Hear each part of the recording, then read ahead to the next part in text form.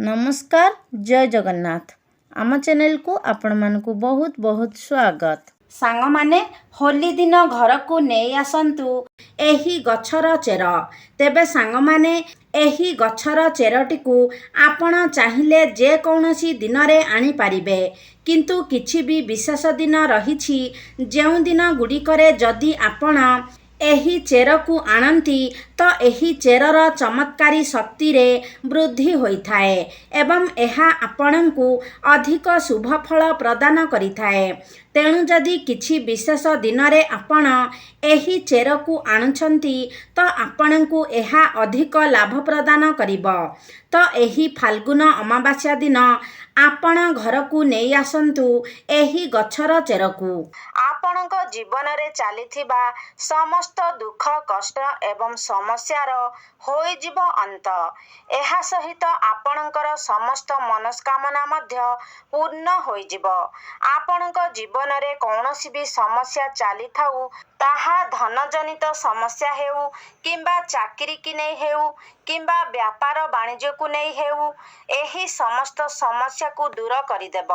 एही गछर चेर अनेक प्रकारर रोग व्याधिरु मध्य एहा आपणଙ୍କୁ रक्षा करिथाए।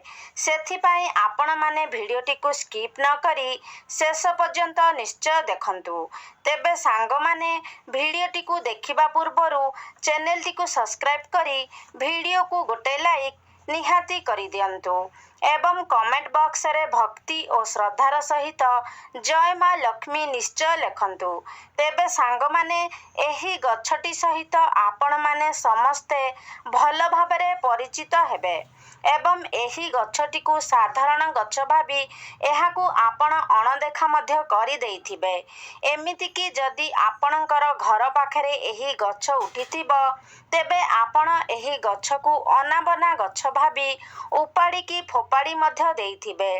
तेबे सांग माने आपण माने जानी रखिबा उचित जे एहा कौनसी अनाबना गछ नुहे।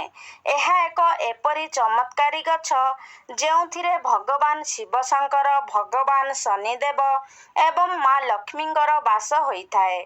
एमिति कि एही गछर मूलरे मां गंगांकर मध्य वास होइथाए।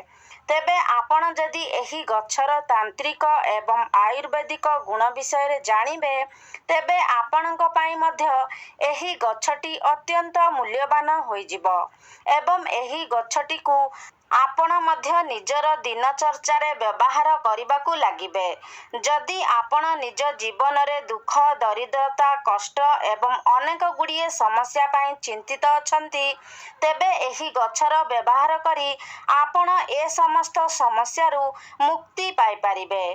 तेबे सरल भाषा रे कहिबाकू गले जदि आपणक जीवन रे धन जनित समस्या देखा जाउछि, धन जनित समस्या को नहीं आपण चिंतित अछंती तेबे एही गछ को जदि आपण सठिक भाबरे साधना करिनेबे अर्थात एही गछ सहित जड़ित उपाय गुडी को आपण सठिक भाबरे करिनेबे तेबे निश्चय भाबरे आपणको मां लक्ष्मींकर कृपा प्राप्त हेबो एवं आपणक जीवन रे चलीथिबा समस्त धन जनित समस्यार मध्य समाधान होइजिबो एवं विभिन्न दिगरु आपणकर रोजगार हेबो, जहा फलरे आपणकर आर्थिक स्थिति मध्य धीरे धीरे सुदृढ़ हेबाकू लागिबो।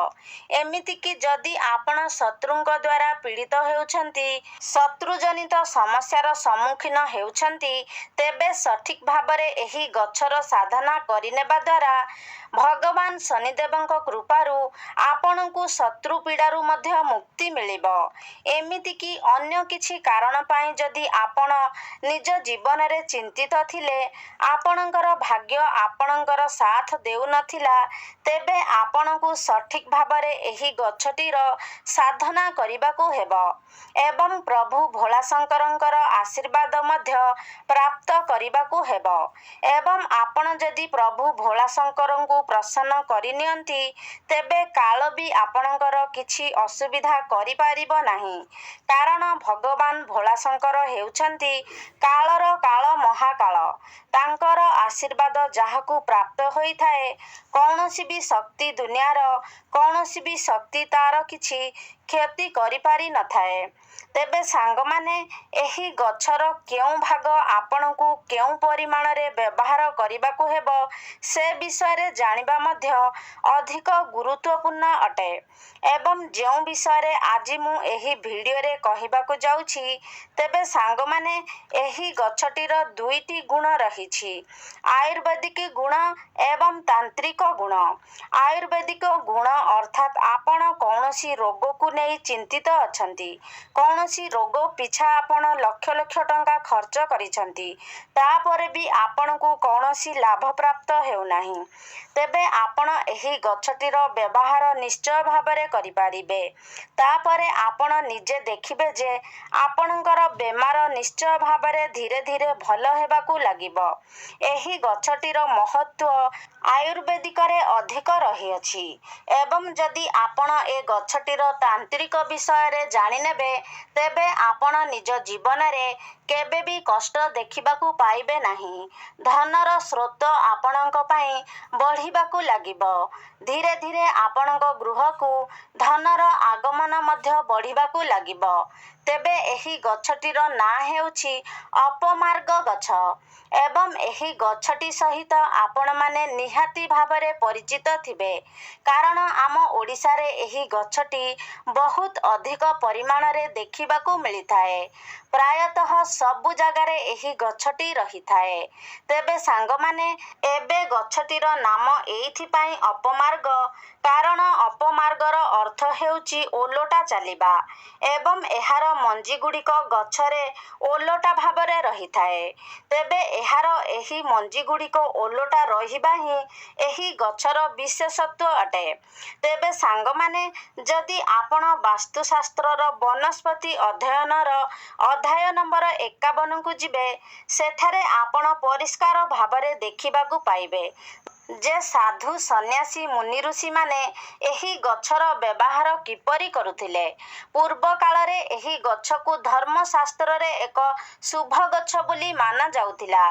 ଏପରି ମଧ୍ୟ ମାନାଯାଉଥିଲା ଯେ ଏହି ଗଛର ବ୍ୟବହାର କରି ଆପଣ ନିଜ ଶରୀରରେ ପ୍ରକାରର ସନ୍ତୁଳନକୁ ମଧ୍ୟ ରକ୍ଷା କରିପାରିବେ। ତେବେ ପୂର୍ବ କାଳରେ ଯେତେବେଳେ ମୁନି ଋଷିମାନେ ମାସ ମାସ ଧରି ଭଗବାନଙ୍କୁ ତପସ୍ୟା କରୁଥିଲେ, ଭଗବାନଙ୍କ ଆରାଧନାରେ ଲୀନ ରହୁଥିଲେ, ସେତେବେଳେ ସେମାନେ ଏହି ଗଛର ମଞ୍ଜିର ଖେଚୁଡ଼ି କିମ୍ବା କ୍ଷୀରି ବନାଇ ଖାଉଥିଲେ, ଯାହାଫଳରେ 10 ଦିନ ପର୍ଯ୍ୟନ୍ତ ସେମାନଙ୍କୁ ଭୋକ ଶୋଷ ଲାଗୁନଥିଲା। ସେଥିପାଇଁ ପୂର୍ବ କାଳରେ ମୁନି ଋଷିମାନେ ଏହି ଗଛକୁ ସର୍ବଦା ପାଖରେ ରଖୁଥିଲେ ଏବଂ ଏହାର ମଞ୍ଜିର ବ୍ୟବହାର ମଧ୍ୟ କରୁଥିଲେ। ଏହା ଏକ ଚମତ୍କାରୀ ଗଛ ଅଟେ, କାରଣ ଏହା ଉପରେ ଅମୃତର କିଛି ବୁନ୍ଦା ମଧ୍ୟ ପଡ଼ିଥିଲା। କାରଣ ଯେତେବେଳେ ସମୁଦ୍ରର ମନ୍ଥନ ହେଇଥିଲା ଏବଂ ଏହି ଅମୃତଟି ଧରାପୃଷ୍ଠକୁ ଆସିଥିଲା, ସେତେବେଳେ ଏହି ଅପମାର୍ଗ ଗଛଟି ଉପରେ କିଛି ବୁନ୍ଦା ଅମୃତ ପଡ଼ିଯାଇଥିଲା, ଯାହାଫଳରେ କି ଏହାର ମୂଳରେ ମା ଗଙ୍ଗାଙ୍କର ବାସ ହୋଇଥାଏ। ତ ଯଦି ଆପଣଙ୍କ ଘର ଆଖପାଖରେ ପୁରୁଣାକାଳିଆ ଲୋକ କେହି ଥିବେ, ତେବେ ଆପଣ ସେମାନଙ୍କଠାରୁ ନିଶ୍ଚୟ ଏହି କଥା ବୁଝିପାରିବେ। ପ୍ରାଚୀନ କାଳରେ ଲୋକମାନେ ଏହାର ମୂଳର ବ୍ୟବହାର ନିଶ୍ଚୟ ଭାବରେ କରୁଥିଲେ। ସେମାନେ ଏହି ଗଛର ମୂଳରେ ଦାନ୍ତ ଘଷୁଥିଲେ।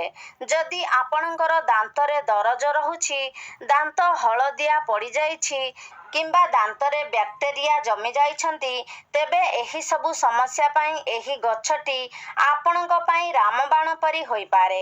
ତେବେ ଆସନ୍ତୁ ଆମେ ପ୍ରଥମେ ଏହି ଗଛର ଆୟୁର୍ବେଦିକ ଗୁଣ ବିଷୟରେ ଜାଣିନେବା। ତାପରେ ଆମେ ଏହି ଗଛର ତାନ୍ତ୍ରିକ ପ୍ରୟୋଗ ବିଷୟରେ ଜାଣିବା।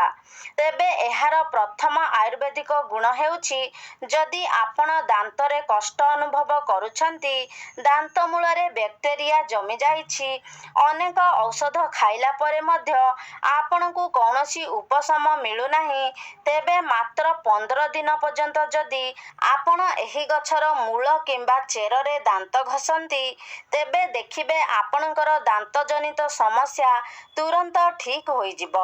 ଏବଂ ଯଦି ଆପଣ ଆପଣଙ୍କର ମାଢ଼ିରେ କୌଣସି ପ୍ରକାରର ସମସ୍ୟାର ଅନୁଭବ କରୁଛନ୍ତି, ତେବେ ଲଗାତାର 1 ମାସ ପର୍ଯ୍ୟନ୍ତ ଏହାର ମୂଳରେ ଦାନ୍ତ ଘଷିବା ଦ୍ୱାରା ମାଢ଼ି ଜନିତ ସମସ୍ୟା ମଧ୍ୟ ଦୂର ହୋଇଯିବ। ଯଦି ଆପଣଙ୍କର ଦାନ୍ତଗୁଡ଼ିକ ହଳଦିଆ ପଡ଼ିଯାଇଛି ତେବେ ଏପରି ମାନାଯାଏ ଯେ ଅପମାର୍ଗ ଚେର କିମ୍ବା ମୂଳରେ ଦାନ୍ତ ଘଷିବା ଦ୍ୱାରା ଦାନ୍ତଗୁଡ଼ିକ ମୋତି ପରି ଚମକି ଉଠିଥାଏ। ସାଙ୍ଗମାନେ, ଆଜିକାଲି ଯୁଗରେ ଅନେକ ଲୋକଙ୍କର ଆଣ୍ଠୁଗଣ୍ଠି ଜନିତ ସମସ୍ୟା ଦେଖିବାକୁ ମିଳେ। ଅନେକ ଲୋକଙ୍କର ଆଣ୍ଠୁଗଣ୍ଠିରେ ଯନ୍ତ୍ରଣା ଅନୁଭବ ହେଉଛି ଏବଂ ଅନେକ ଔଷଧ ଏବଂ ତୈଳର ବ୍ୟବହାର ପରେ ମଧ୍ୟ ସେଥିରେ କୌଣସି ଉପଶମ ମିଳିପାରୁନାହିଁ। ତେବେ ଏଭଳି ପରିସ୍ଥିତିରେ ଏହି ଗଛର ପ୍ରୟୋଗ ହିଁ ଆପଣଙ୍କୁ ନିଶ୍ଚୟ ଭାବରେ ଉପଶମ ପ୍ରଦାନ କରିପାରିବ। ସେଥିପାଇଁ ଆପଣ ଅପମାର୍ଗ ଗଛର କିଛି ମୂଳ ନେଇ ଆସନ୍ତୁ ଏବଂ ଏହାକୁ ଖରାରେ ଭଲ ଭାବରେ ଶୁଖାଇ ଦିଅନ୍ତୁ। ତାପରେ ଭଲ ଭାବରେ ଶୁଖିଗଲେ ଆପଣ ସେହି ଚେରରେ ପାଉଡର ବନେଇ ନିଅନ୍ତୁ ଏବଂ ସୋରିଷ ତେଲରେ ସେ ପାଉଡରକୁ ଭଲ ଭାବରେ ଫୁଟାଇ ତାପରେ ସେହି ତେଲକୁ ଆପଣଙ୍କର ଯନ୍ତ୍ରଣା ହେଉଥିବା ସ୍ଥାନରେ ମାଲିସ କରନ୍ତୁ। ଏହି ପ୍ରୟୋଗଟି ଯଦି ଲଗାତାର 2 ମାସ ଆପଣ କରନ୍ତି ତେବେ ନିଶ୍ଚୟ ଭାବରେ ଆପଣଙ୍କୁ ଯନ୍ତ୍ରଣାରୁ ଉପଶମ ମିଳିବ। ସାଙ୍ଗମାନେ, ଆୟୁର୍ବେଦରେ ଏହି ଗଛଟିର ବହୁତ ଅଧିକ ମହତ୍ତ୍ୱ ରହିଅଛି। ତେବେ ଏହି ସବୁ ସମସ୍ୟାଗୁଡ଼ିକ ପାଇଁ ଆପଣ ଏହି ଗଛଟିର ପ୍ରୟୋଗ ନିଶ୍ଚୟ ଭାବରେ କରନ୍ତୁ, କାରଣ ଏଥିପାଇଁ ଆପଣଙ୍କୁ ପଇସା ଖର୍ଚ୍ଚ କରିବାର କୌଣସି ଆବଶ୍ୟକତା ନାହିଁ। ମାତ୍ର କିଛି ଦିନ ସମୟ ଦେବାର ଅଛି। ତେବେ ଆପଣ ଲଗାତାର ଭାବରେ ଯଦି ଏହି ଗଛଟିର ପ୍ରୟୋଗ କରିନିଅନ୍ତି ତେବେ ନିଶ୍ଚୟ ଭାବରେ ଆପଣଙ୍କୁ ଆପଣଙ୍କର କଷ୍ଟରୁ ଉପଶମ ମିଳିବ। ତେବେ ଏବେ ଆସନ୍ତୁ ଜାଣିନେବା ଏହି ଗଛଟିର ତାନ୍ତ୍ରିକ ପ୍ରୟୋଗ ବିଷୟରେ। ସାଙ୍ଗମାନେ, ଆପଣମାନେ ଜାଣିଥିବେ ଏପରି ଅନେକ ବ୍ୟକ୍ତି ରହିଥାନ୍ତି ଯେଉଁମାନେ ସର୍ବଦା ସେମାନଙ୍କ ଶତ୍ରୁଙ୍କ ଦ୍ୱାରା ପୀଡ଼ିତ ହୋଇଥାନ୍ତି। ପ୍ରତ୍ୟେକ ଦିନ ସେମାନଙ୍କୁ ଶତ୍ରୁଙ୍କ ଦ୍ୱାରା କିଛି ନା କିଛି ଅସୁବିଧାର ସମ୍ମୁଖୀନ ହେବାକୁ ପଡ଼ିଥାଏ। ସେମାନଙ୍କର ଶତ୍ରୁମାନେ ସର୍ବଦା ସେମାନଙ୍କର କିଛି ନା କିଛି କ୍ଷତି କରିବା ପାଇଁ ଚାହିଁଥାନ୍ତି। ତେବେ ସେଥିପାଇଁ ଆପଣଙ୍କୁ ଶନିବାର ଦିନ ଏହି ପ୍ରୟୋଗଟି କରିବାର ଅଛି। ଶନିବାର ଦିନ ଆପଣ ଅପମାର୍ଗର ମଞ୍ଜି ଛିଡ଼ାଇ ଆଣନ୍ତୁ ଏବଂ ଏହାକୁ ଏକ ନାଲି କପଡ଼ାରେ ବାନ୍ଧି ଦିଅନ୍ତୁ। ତାପରେ ଆପଣ ଏହି କପଡ଼ାଟିକୁ ଧରି ଶନି ଠାକୁରଙ୍କର ମୂର୍ତ୍ତି କିମ୍ବା ଫଟୋର ପାଖରେ ବସନ୍ତୁ। ଆପଣ କେବେ ବି ଶନିଦେବଙ୍କର ସାମ୍ନାସାମ୍ନି ବସିବେ ନାହିଁ। ଡାହାଣ ପାଖରେ କିମ୍ବା ବାମ ପାଖରେ ବସିବେ। ତାପରେ ଆପଣ ଶନି ଚାଳିଶାର ପାଠ କରନ୍ତୁ। ତେବେ ଆପଣଙ୍କୁ 51 ଥର ଶନି ଚାଳିଶାର ପାଠ କରିବାର ଅଛି। ତାପରେ ଆପଣ ଏ ଯେଉଁ କପଡ଼ାଟି ରଖିଥିବେ, ଯେଉଁଥିରେ ଅପମାର୍ଗ ମଞ୍ଜି ବାନ୍ଧିକରି ରଖିଥିବେ, ସେହି କପଡ଼ାକୁ ଆପଣ ଏପରି ସ୍ଥାନରେ ରଖିବେ ଯେଉଁଠାକୁ କେହି ଯିବା ଆସିବା କରୁନଥିବେ। ତାପରେ ଆପଣ ନିଜେ ଲକ୍ଷ୍ୟ କରିପାରିବେ ଯେ ଆପଣଙ୍କର ଶତ୍ରୁ ଯେତେ ବି ଶକ୍ତିଶାଳୀ ହୋଇଥାଉ ଏହି ଉପାୟଟି କରିବା ଦ୍ୱାରା ସେ ତାର ସବୁ ଚେଷ୍ଟାରେ ବିଫଳ ହେବ। ଆପଣଙ୍କର ଶତ୍ରୁମାନେ ଆପଣଙ୍କର କ୍ଷତି କରିବାରେ କଦାପି ବି ସମର୍ଥ ହୋଇପାରିବେ ନାହିଁ ଏବଂ ଯଦି ଅକାରଣରେ ଆପଣଙ୍କର କେହି କ୍ଷତି କରିବା ପାଇଁ ଚାହୁଁଥିବ ତେବେ ଓଲଟା ତାର ହିଁ କ୍ଷତି ହେବ। ଦ୍ୱିତୀୟରେ, ଯଦି ଆପଣ ଚାହୁଁଛନ୍ତି ଆପଣଙ୍କର ବ୍ୟାପାର ବା ବ୍ୟବସାୟରେ ଉନ୍ନତି ହେଉ, ଆପଣଙ୍କୁ ଲାଭପ୍ରାପ୍ତ ହେଉ, ତେବେ ଶୁକ୍ରବାର ଦିନ ଆପଣଙ୍କୁ ଏହି ଉପାୟଟି କରିବାର ଅଛି। ଶୁକ୍ରବାର ଦିନ ଆପଣ ଏହାର ମଞ୍ଜିକୁ ଛିଡ଼ାଇ ଆଣନ୍ତୁ ଏବଂ ଲାଲ କପଡ଼ାରେ ବାନ୍ଧି ତା ଉପରେ କିଛି ସିନ୍ଦୁର ରଖିଦିଅନ୍ତୁ। ତାପରେ ଆପଣ ଏହାକୁ ନିଜର ବ୍ୟାପାର ବାଣିଜ୍ୟ ସ୍ଥଳରେ ରଖିଦିଅନ୍ତୁ। ଯେଉଁଠାରେ ଆପଣ ପଇସା ରଖୁଛନ୍ତି ସେହି ଡ୍ରରେ ଆପଣ ସେହି କପଡ଼ାଟିକୁ ରଖିଦିଅନ୍ତୁ। ଦେଖିବେ ଆପଣଙ୍କର ବେପାର ବାଣିଜ୍ୟରେ ଲାଭ ହେବାକୁ ଲାଗିବ ଏବଂ ଧନର ବୃଦ୍ଧି ହେବାକୁ ଲାଗିବ। ତୃତୀୟରେ, ଯଦି ଆପଣଙ୍କୁ ଲାଗୁଛି ଯେ ଆପଣଙ୍କ ପଛରେ ଭୂତ ପ୍ରେତର କିଛି ପ୍ରଭାବ ରହିଛି, ଆପଣଙ୍କୁ ଭୂତ ପ୍ରେତ ଜନିତ ସମସ୍ୟାର ସମ୍ମୁଖୀନ ହେବାକୁ ପଡ଼ୁଛି କିମ୍ବା ଆପଣଙ୍କ ଉପରେ ତନ୍ତ୍ରମନ୍ତ୍ରର ପ୍ରୟୋଗ କରାଯାଇଛି, କୌଣସି କଳା ଯାଦୁର ପ୍ରଭାବ ରହିଛି, ତେବେ ଆପଣ ନିଶ୍ଚୟ ଭାବରେ ଏହି ଉପାୟଟିର ପାଳନ କରନ୍ତୁ। ଏହି ଉପାୟଟି କରିବା ପରେ ଆପଣଙ୍କ ଉପରେ କୌଣସି ବି ନକାରାତ୍ମକ ଶକ୍ତିର ପ୍ରଭାବ ପଡ଼ିବ ନାହିଁ। ତେବେ ସୋମବାର ଆପଣ ଗୋଟିଏ ଅପମାର୍ଗ ଗଛ ଉପାଡ଼ି ଆଣନ୍ତୁ ଏବଂ ଏହାର ମୂଳଟିକୁ ଭଲ ଭାବରେ ଧୋଇ ନେଇ ଏହାକୁ ନେଇ ଆପଣ ପ୍ରଭୁ ଶିବ ଶଙ୍କରଙ୍କର ମୂର୍ତ୍ତି କିମ୍ବା ଫଟୋ ସାମ୍ନାରେ ବସି 1001 ଥର ଓମ୍ ନମଃ ଶିବାୟ ମନ୍ତ୍ରର ଜପ କରନ୍ତୁ। ତାପରେ ଗୋଟିଏ ରୂପାର ତାବିଜରେ ଏହାର ଚେରକୁ ପୂରାଇ ଆପଣ ନିଜ ଗଳାରେ ଏହି ତାବିଜକୁ ଧାରଣ କରନ୍ତୁ। ଆପଣ ନିଜେ ଦେଖିବେ ଯେ ଯେତେ ବି ନକାରାତ୍ମକ ଶକ୍ତି ହେଉ, ଯେତେ ବଡ଼ ବି କଳା ଯାଦୁର ପ୍ରୟୋଗ ହେଇଥାଉ, ଆପଣଙ୍କ ଉପରେ ଏହାର ପ୍ରଭାବ କିଛି ବି ପଡ଼ିବ ନାହିଁ। ଚତୁର୍ଥ ଉପାୟଟି, ଯଦି ଆପଣ ସମାଜରେ ନିଜର ମାନ ସମ୍ମାନ ପଦପ୍ରତିଷ୍ଠା ବୃଦ୍ଧି କରିବା ପାଇଁ ଚାହୁଁଛନ୍ତି, ତେବେ ଏହି ଉପାୟଟି ନିଶ୍ଚୟ ଭାବରେ ଆପଣଙ୍କ ପାଇଁ ଫଳପ୍ରଦ ହେବ। ତେବେ ଆପଣମାନେ ନିଶ୍ଚିନ୍ତ ଭାବରେ ଜାଣିଛନ୍ତି ଯେ ମଙ୍ଗଳବାରଟି ପ୍ରଭୁ ହନୁମାନଙ୍କୁ ସମର୍ପିତ ଅଟେ। ତେବେ ମଙ୍ଗଳବାର ଦିନ ଆପଣ ଏହି ଗଛକୁ ଉପାଡ଼ି ଆଣନ୍ତୁ ଏବଂ ଏହାର ଚେରକୁ ଭଲ ଭାବରେ ଧୋଇ ଶୁଖାଇ ଦିଅନ୍ତୁ। ତାପରେ ଆପଣ ଏହି ଚେରର ଏକ ପାଉଡର ବନାଇ ରଖିଦିଅନ୍ତୁ ଏବଂ ଆପଣ ଯେଉଁ ବି ତିଳକ ମଥାରେ ଲଗାଉଛନ୍ତି, ସେହି ତିଳକରେ ଆପଣ ଏହି ପାଉଡର ଗୋଟେ ଚୁଟକି ମିଶାଇକି ତିଳକ କରିକି ଲଗାନ୍ତୁ। ଦେଖିବେ ଆପଣ ଯଦି କୌଣସି ଇଣ୍ଟରଭ୍ୟୁ ଦେବା ପାଇଁ ଯାଉଛନ୍ତି, ନିଜର ବିଜନେସକୁ ନେଇ କୌଣସି ମିଟିଂ କରିବା ପାଇଁ ଯାଉଛନ୍ତି, ତ ସେଥିରେ ନିଶ୍ଚିତ ଭାବରେ ଆପଣଙ୍କୁ ସଫଳତା ପ୍ରାପ୍ତ ହେବ। ଏହା ବ୍ୟତୀତ ଏହାକୁ ତିଳକ କରି ମଥାରେ ଲଗାଇବା ଦ୍ୱାରା ଆପଣଙ୍କ କୁଣ୍ଡଳୀରେ ମଙ୍ଗଳଙ୍କର ସ୍ଥିତି ମଧ୍ୟ ମଜବୁତ ହୋଇଥାଏ। ତେବେ ସାଙ୍ଗମାନେ, ଉପାୟଗୁଡ଼ିକ ଅତ୍ୟନ୍ତ ସହଜ ଅଟେ। ଆପଣ ଯଦି ନିଜର କିଛି ସମୟ ବାହାର କରି ବିଶ୍ୱାସର ସହିତ ଏହି ଉପାୟଗୁଡ଼ିକର ପାଳନ କରନ୍ତି, ତେବେ ଦେଖିବେ ନିଶ୍ଚୟ ଭାବରେ ଆପଣଙ୍କୁ ଏହାର ଲାଭ ପ୍ରାପ୍ତ ହେବ।